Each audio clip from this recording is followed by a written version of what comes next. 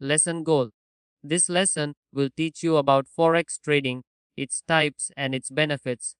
You'll also learn about back testing strategies and will know how trading software helps traders. Learning outcome. Learn what a Forex trading signal is. Know the types of Forex signals. Find out the benefits of Forex trading signals.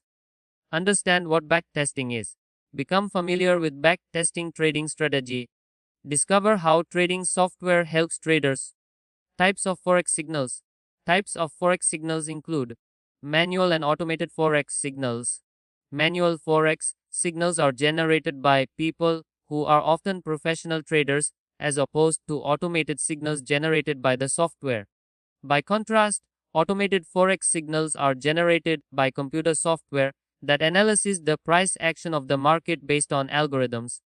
Free and paid Forex signals.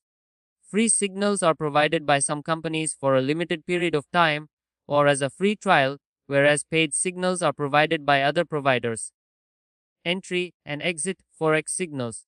Several signal providers only provide entry signals, meaning that they let you know when you should open a position.